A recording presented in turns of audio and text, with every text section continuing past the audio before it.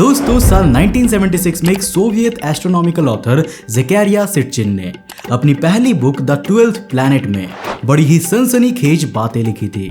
उन्होंने कहा है कि आज हम लोग एंशिएंट सुमेरियन, एक्काडियन, असीरियन और बेबीलोनियन माइथोलॉजी में या जिन भी पुराने टेक्स्ट में भगवानों या फिर देवी देवताओं के बारे में देखते हैं या फिर पढ़ते हैं, वो कोई अलौकिक शक्ति वाले लोग नहीं थे, बल्कि वो बस एक हाईली एडवांस सभ्यता के कुछ ऐसे लोग थे जो धरती के रिसोर्सेज के लालच में यहाँ पर आए थे और जिस लक्ष्य को हासिल करने के लिए पहले तो उन्होंने अपने स्वार्थ के लिए हमारा विकास किया, लेकिन फिर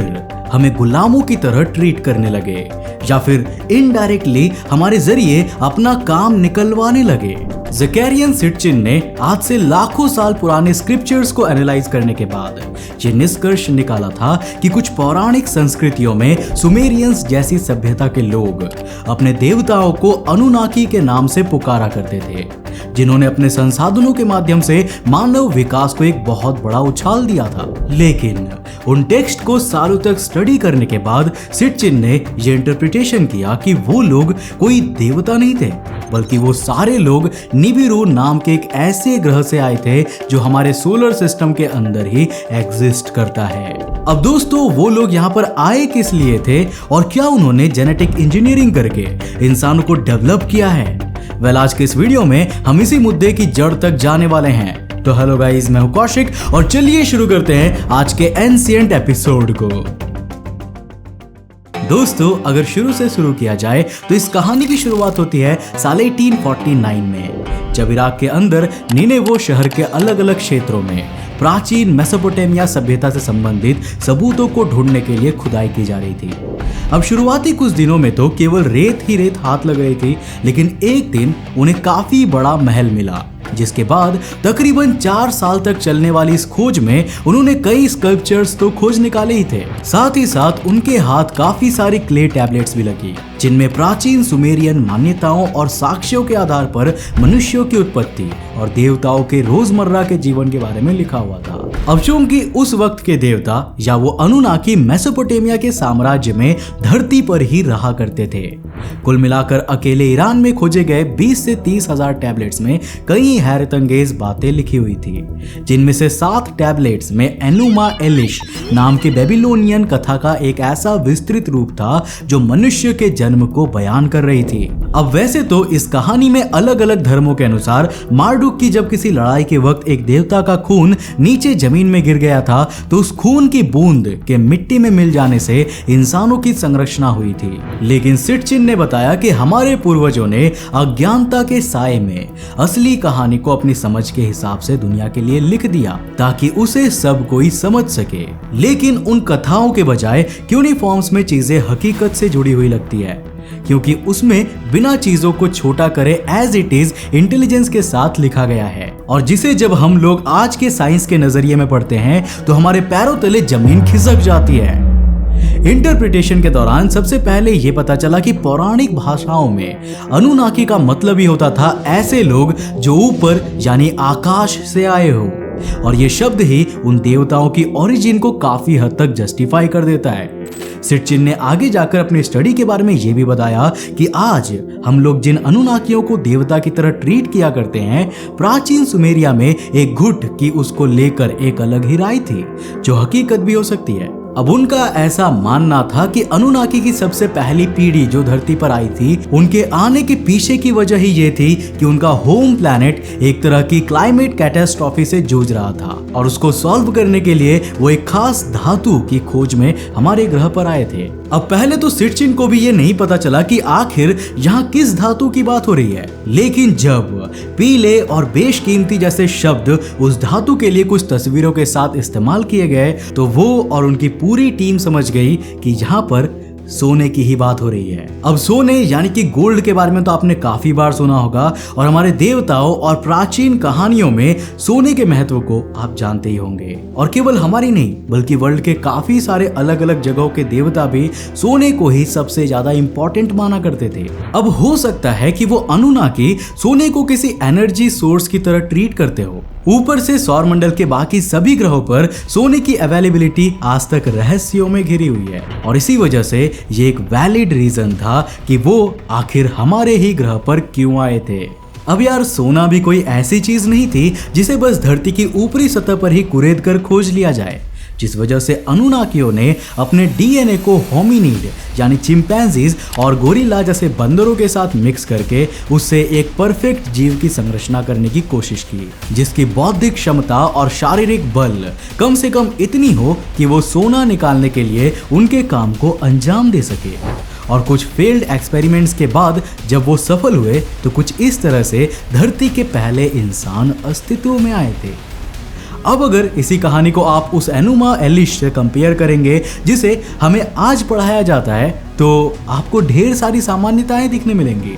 जिससे कहीं ना कहीं इस चीज का एहसास होता है कि हमारे पूर्वज जेनेटिक इंजीनियरिंग जैसे कॉन्सेप्ट को ना समझ पाने की वजह से कहानियों को आसान और खुशनुमा बना दिया करते थे। अब साइंटिस्ट ने सबसे पुराने अवशेषों के आधार पर और क्ले टैबलेट्स पर लिखी जानकारियों के हिसाब से यह अंदाजा लगाया कि विश्व के सबसे पहले अनुनाकी आज से करीब 4.5 लाख साल पहले आए थे। और शॉकिंगली होमो सेपियंस और निएंडरथाल्स जैसी समझदार इंसानी प्रजातियां भी उसी दौरान एग्जिस्टेंस में आई थी। और यहीं से स्टार्ट होता है द अनुनाकी कनेक्शन।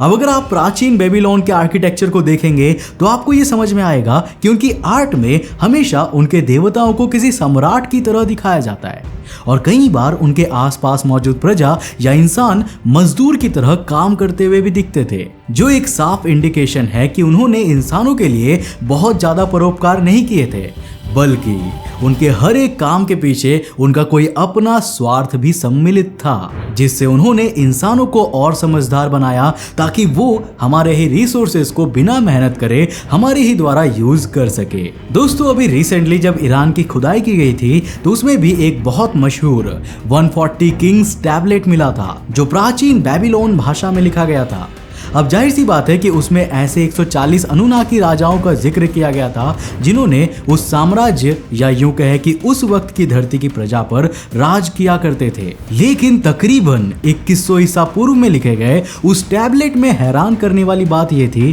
कि उसमें जिन 140 राजाओं का जिक्र था, उन 140 राजाओं ने तकरीबन 4,20,000 सालों तक हम पर हुकूमत की थी। यहाँ तक कि एक राजा तो ऐसे भी थे जिनकी मौत के वक्त उनकी उम्र तकरीबन 36,000 साल के आसपास की थी।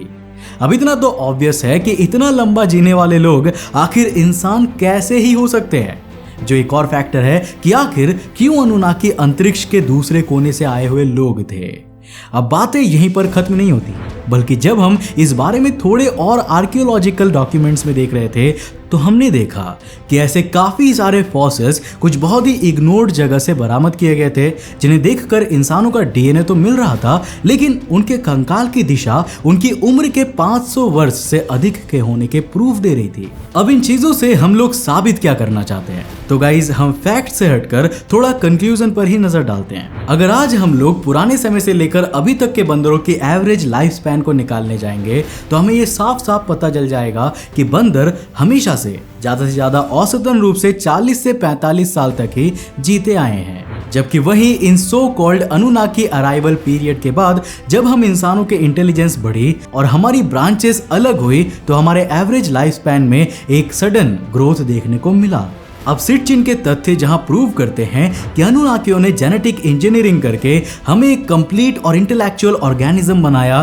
तो वहीं कुछ माइथोलॉजिकल कहानी और क्ले टैबलेट्स में लिखित तथ्यों के अलावा कुछ फॉसिल्स के डीएनए ये भी प्रूव कर रहे थे कि हमारे पूर्वज के डीएनए में किसी और स्पीसीज का भी डीएनए इवॉल्व था, जो हमें लेकर आता है हमारे दूसरे पार्ट पर। अब अगर आप ग्रीक या नॉर्स माइथोलॉजी जैसे कुछ माइथोलॉजीज में झांक कर देखेंगे तो उसमें आपको ये पता चलेगा कि हमारी धरती पर आए देवताओं ने यहाँ के मनुष्यों या प्रिसाइसली कहे तो धरती की औरतों के साथ भी शारीरिक संबंध बनाए थे, जिनसे उनकी संतानें पैदा हुई थी। और उनकी कहानियों में आपको यह भी पता चलेगा कि ईश्वर और मनुष्य की संतानों में न सिर्फ मानव विकास के लिए एक नए मील के पत्थर को स्थापित किया था, बल्कि उनका लाइफ स्पैन भी एक नॉर्मल ह्यूमन से बहुत ज्यादा बढ़ गया था। अब अगर इस पूरे वीडियो को हम लोग सबूतों से हटाकर पूरी क्रोनोलॉजी के साथ शॉर्ट में बताएं तो ये कहानी कुछ इस तरह से उभर कर आएगी। आज से तकरीबन 4.5 लाख साल पहले जब हमारे सौरमंडल में ही कहीं दूर मौजूद निबिरू ग्रह पर प्राकृतिक आपदा आ रही थी, तो उससे बचने के लिए उस ग्रह के लोगों ने एक ऐसे रिसोर्स को खोज निकाला जो सिर्फ और सिर्फ धरती पर मौजूद था। और जब किसी यान में उस ग्रह के लोग धरती पर उतरे तो उन्होंने ना सिर्फ होमिनिड्स के साथ अपने डीएनए को मिक्स करके एक नई प्रजाति को क्रिएट किया, बल्कि उन्होंने अपनी डीएनए के इंटरफेरेंस से उस प्रजाति की बौद्धिक और शारीरिक क्षमता को भी बढ़ाया। और उस प्रजाति को आज हम सब लोग इंसानों के नाम से जानते हैं। अब चूंकि वो लोग ऊपर से आए थे, इसीलिए हमारे पूर्वज उन्हें अनुनाकी नाम से बुलाने लगे। और क्योंकि अनुनाकियों की टेक्नोलॉजी के आगे हम कहीं नहीं टिकते थे, इसीलिए उन्होंने उसका फायदा उठाकर हमारे पूर्वजों पर सालों तक राज किया, जिस दौरान उन्होंने खुद के लिए तो बहुत सारे आर्किटेक्चर बनाए, लेकिन इंसानों का इस्तेमाल उन्होंने केवल सोना निकालने के लिए ही किया। माइथोलॉजिकली अपने शासन के दौरान उन्होंने इंसानी महिलाओं के साथ अपनी संतानों को भी धरती पर जन्म दिया, जिनकी वजह से उस वक्त के इंसानों का लाइफ स्पैन भी इंटेलिजेंट डीएनए के इंटरफेरेंस से एक्सटेंड होने लगा, जबकि बाकी बंदरों में एवोल्यूशन का ऐसा कोई भी स्टेज देखने को नहीं मिल रहा था। अब क्ले टैबलेट्स में मिले सबूत हमें इस बात से भले ही हैरान करती हो कि अनुनाकी 36,000 सालों तक जिए, लेकिन हो सकता है कि उनके ग्रहों पर इतनी लंबी जिंदगी बहुत कॉमन सी बात हो। नाउ आफ्टर ऑल, अगर किसी ग्रह पर लोग केवल और केवल 30 साल तक जिंदा रहते होंगे, तो उनके नजरिए से तो हम इंसानों की जिंदगी भी काफी लंबी कहलाएगी। खैर, coming back to the point, उन्होंने तकरीबन 4.5 लाख सालों तक हम पर राज करते हुए हमारे रिसोर्सेज को एक्सप्लॉइट किया और उसे अपने ग्रह पर ले जाते रहे। और जब उनका काम पूरा हो गया तो उन्होंने पूरे विश्व में जल प्रलय ला दिया, जिसकी अलग अलग कहानियां ना सिर्फ हमें हर एक माइथोलॉजी में देखने को मिलती है, बल्कि उसके सबूत भी आर्कियोलॉजिस्ट कई बार दुनिया के सामने पेश कर चुके हैं। अब हो सकता है कि जल प्रलय लाने से वो अपने सबूतों को मिटाने की कोशिश करना चाह रहे हो, लेकिन अगर जिस तरह से क्ले टैबलेट्स को इंटरप्रेट करके हमें ये बताया गया है वो सारी बातें सच हैं, तब तो इस माइथोलॉजी में मौजूद देवताओं से ज्यादा खौफनाक क्रिएचर हम इमेजिन भी नहीं कर सकते। हालांकि जाते जाते मैं बस यही कहना चाहूंगा कि हम इस वीडियो के माध्यम से किसी की भी भावनाओं को ठेस नहीं पहुंचाना चाहते, बल्कि इस वीडियो का मकसद तो केवल उस जानकारी को आप तक पहुंचाना है जिसके बारे में लोग उतना बात नहीं करते हैं। वैसे अगर आपको ये इस कहानी का अंत लग रहा है तो इस धोखे में बिल्कुल मत रहिएगा, क्योंकि अभी तो ऐसी बहुत सी मिस्ट्रीज है जिनको एक्सप्लोर करना बाकी है। और अगर आप भी इस वीडियो का पार्ट 2 देखना चाहते हो तो यार नीचे कॉमेंट करके जरूर बताना, और साथ ही साथ वीडियो में मुझे लाइक्स भी चाहिए। अब अगर आपने लाइक किया और कमेंट किया तो मैं डेफिनेटली इसका सेकंड पार्ट लेकर आऊंगा। तो दोस्तों आज के लिए इतना ही। अगर आप नए उस चैनल पे और ऐसे इंटरेस्टिंग वीडियोस को देखना चाहते हो तो इस चैनल को सब्सक्राइब करने के साथ साथ नोटिफिकेशन बेल को ऑन कर देना, ताकि आप देख सको हमारे वीडियो सबसे पहले। तब तक के लिए बाय, जय हिंद।